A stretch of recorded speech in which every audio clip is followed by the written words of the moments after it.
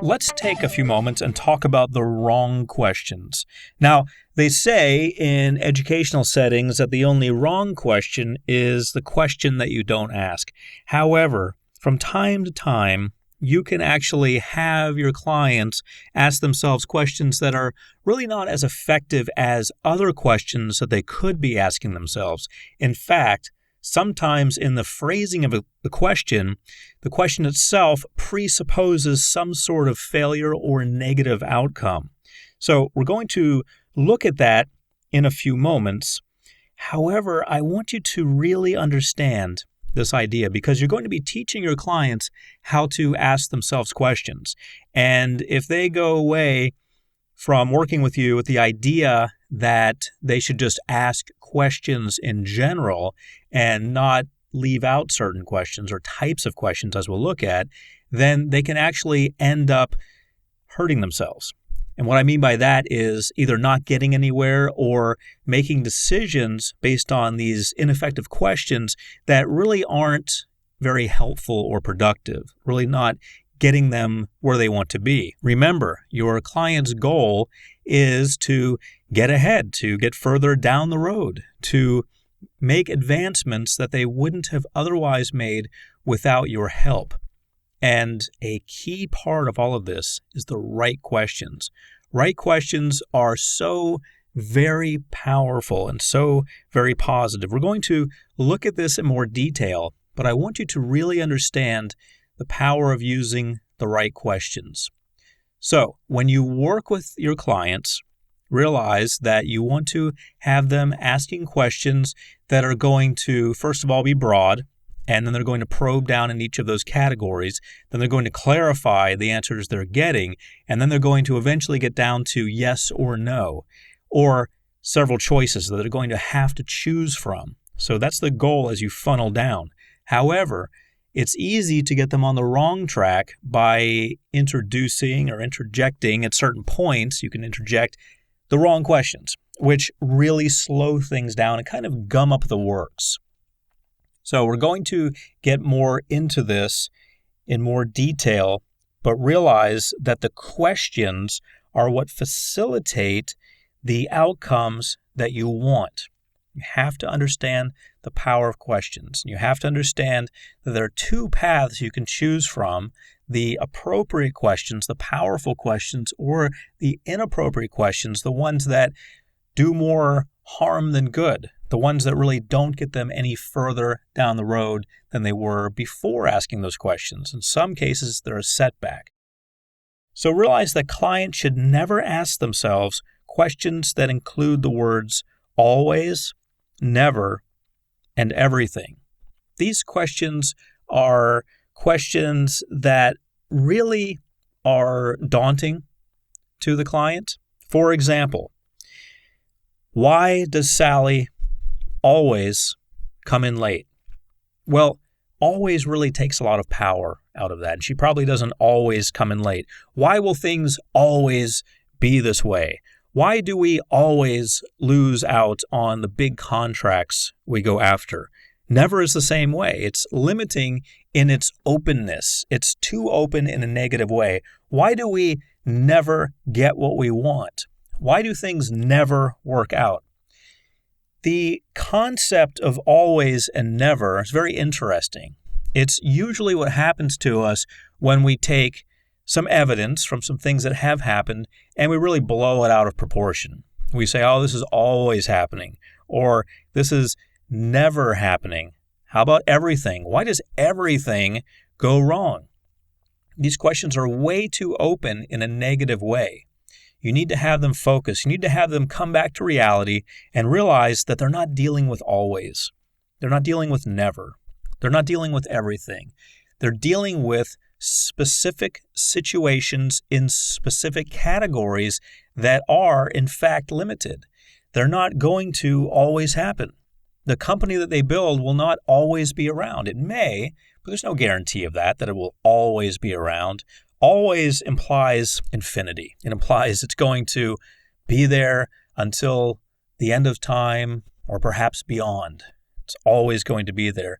These questions really don't make much sense when we look at them in the light of reality. Never doesn't really make any sense either, because never precludes the possibility of it ever happening. It will never happen. We will never find water on the moon. Well, guess what? Recently they found water on the moon. A lot of water on the moon. Yes, that's actually a fact.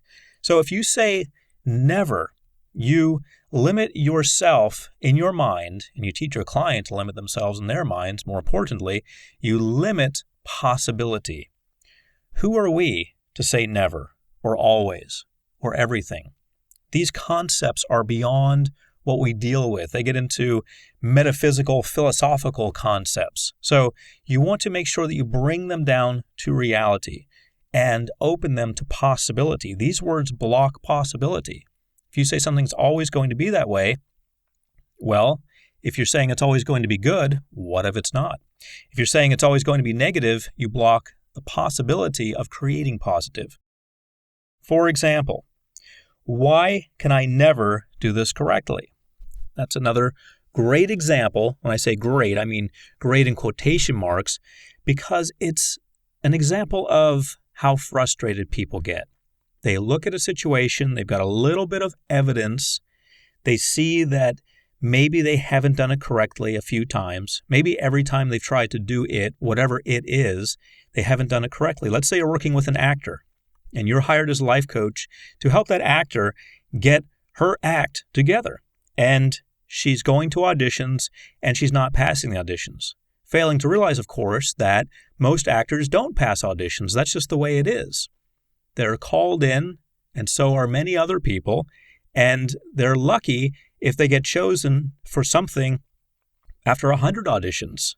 It's a numbers game. They have to keep on making attempts and focusing on the positive. So this person who may be a client of yours, let's say this is Sally, goes in and she's had 3 auditions, 3 whole auditions, and she feels that she's not doing it correctly. There must be something wrong with her. I mean, after all, she's very attractive, she's very talented, she should get the job, but something's wrong. Well, the acting jobs don't always go to the most attractive person or the most talented person. Sometimes they go to the person who looks like they should be in that role because they look like Aunt so-and-so.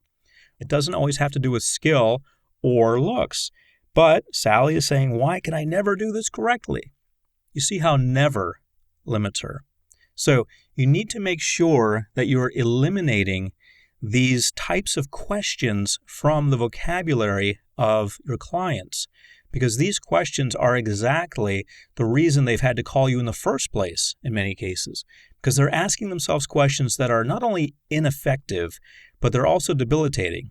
They're also causing them to set themselves up for failure down the road. If Sally can never do this correctly, that means until the end of time, she can never do it correctly. That is a question that limits her. So she has stopped herself mentally from going on. What happens next when we stop ourselves mentally from going on? We just shut down. She may decide, well, I'm not cut out to be an actor anyway. I'm just going to go back to Oklahoma and call it a day, because she didn't ask herself the right questions. She asked herself a question that has to do with negative thinking, and it stopped her in her tracks. So, of course, you want to encourage clients to use positive language. Positive language. Now, this doesn't mean that they're living in a dream world. This doesn't mean that she should ask herself, why do I get every single role that I audition for? Because she's going to realize that that's not reality. Actors don't get every single role they audition for. Well, I shouldn't say don't. I should say that it's unlikely. And it's also likely that you are going to set up your client for failure. If they start asking themselves questions like that, why do I get every single role I audition for? And then the evidence comes into the subconscious mind that they're really not getting it. There's going to be a disconnect. So you want to make sure that you're focusing them on positive, but not focusing them on something that's so far out of reality that it's going to work against them, that they're going to feel that they're feeding themselves lies. They're feeding themselves information that's quickly shown not to be accurate. So, the positive questions are what you should always be looking for, positive language.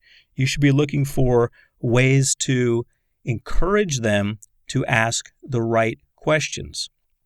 For example, a great question in this case for Sally would be, how many auditions does the average actor go on before getting a role?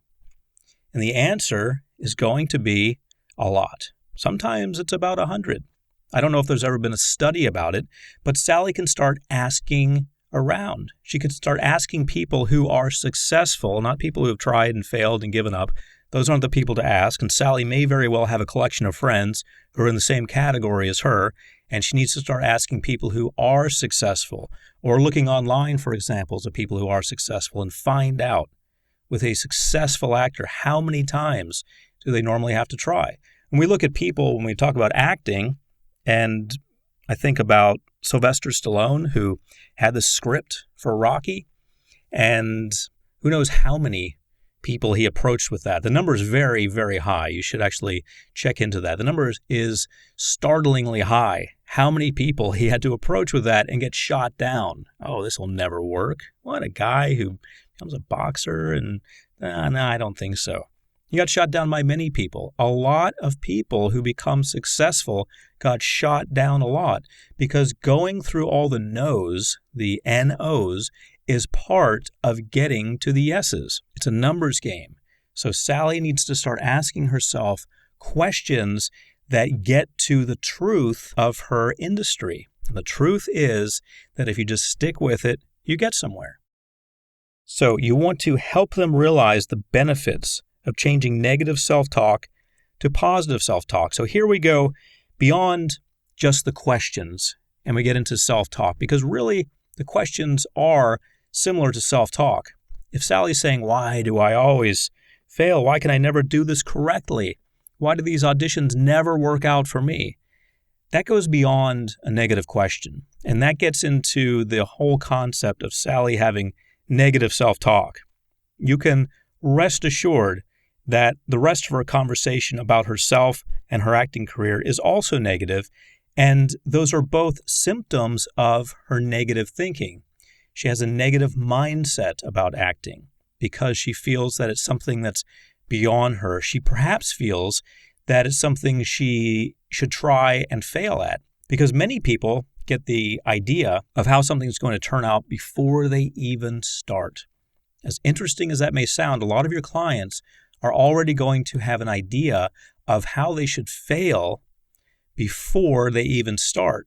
And I'm not talking about failing and going for it again and eventually through a series of those procedures getting to success. I'm talking about their entire career. They look at it as something they know is going to fail, and they know it's just a matter of time, and they're living it out. Their subconscious mind has already figured it out. It knows what normally happens, and they're going to live a normal life of having normal failures, and then they're going to be okay with that because then they can say they tried. I almost did this. I almost did that. Well, life doesn't reward people who almost did anything. Nobody really cares about what people almost did. But sometimes people get that in their minds. And the symptoms that show they're on this track are the questions they're asking and their self-talk. So when you start to clean up the questions, you start to clean up what's really at the root of the questions. When you start to clean up the self-talk, you start to clean up what's really at the root of it. Because they're not going to change their questions until they change the way they think about their possibilities. So by helping them analyze the questions they're asking, you show them how they've been standing in their own way. And isn't it interesting that everyone who doesn't achieve something, really the only ones, in most cases, the only ones they have to blame are themselves. We see time and time again examples of people who achieve great things who really shouldn't be able to achieve those things. I remember a story about a guy who around 1920 or so went through medical school and he was blind. People who have perfectly good sight and cognitive skills and so forth and have everything going for them sometimes don't make it through medical school. This guy had every excuse not to make it, but he made it anyway. Why? because he believed, he envisioned in his mind's eye himself making it through. And he did. So, when we get them focused on positive self-talk, we hear positive questions, and then we see positive results.